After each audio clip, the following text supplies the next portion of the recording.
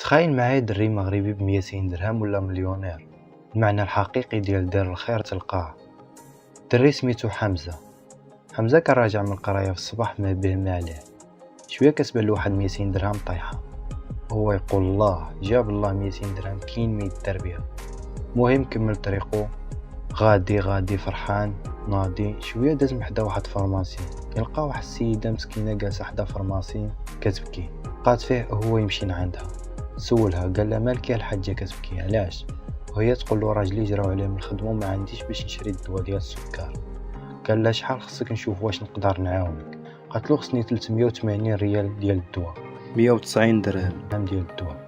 السيد ما تشطرش وما فكر جوج المرات، جبد 200 درهم اللي لقاها قبيله مكلها لها، مسحي دموعها كالحاجه. السيده فرحات وبقات كدعي معاه. قال لها صافي، شرات الحاجه الدواء ديالها، كلشي هو هذاك، كلشي مزيان. كمل طريقو للدار. هنا كانت المفاجاه. دري حمزه بحالو بحال الدراري الشباب المغربي كيتسوق من الانترنت، دخل حتى هو يتسوق من الانترنت، بقى كيقلب في الكونت ديالو كيقلب. هنا تصدم السيد ملي لقى عنده 270 مليون مغربيه. تخيلوا معايا 270 مليون مغربيه. السيد عاد كانت عنده 300 ولا 400 درهم، شويه يلقى عنده 270 مليون. راه الحماق هذا. السيد ما فهم والو، عاد كانت عنده 400 درهم ودابا ولات 270 مليون. السيد ما تيقش، عادي ما يتيق. خرج عاود دخل لقاها باقه، عاود خرج ودخل لقاها باقه. هنا تيق، حتى تيق مزيان، هو ينوض طاير بالفرحه، يقولها لوالديه. بقى كيغوت في الدار، كيغوت واحد الشعور اللي واعر. السيد بقوة الفرحه كان هيهود البنكه ديك الساعه يجبدو، باه ما كيحمل شي حاجه ماشي ديالو. سو حتى يتاكد من جاو الفلوس ويشوف واش حلال عليهم، عادي يجبدهم ويتصرف بهم. هو يقول له اسمع ولدي، غتهبط للبنكه وغادي تشوف مين جاو هاد الفلوس، واش حلال علينا ولا تصيفطون شي حد وصلوا لك انت بالغلط.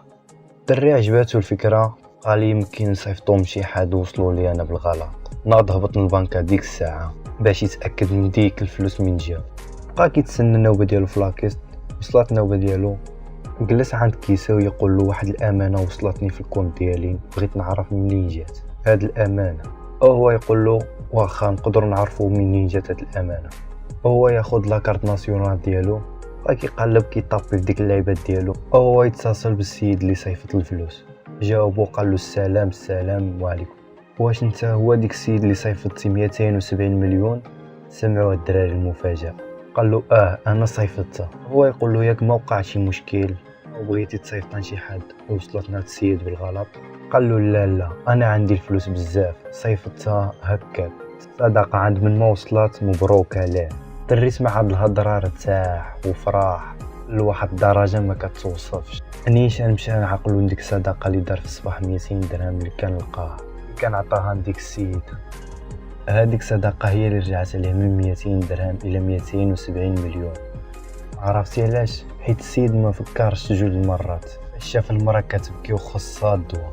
وما تنساش تبارطاجي القصه باش يستافدوا الاغلبيه.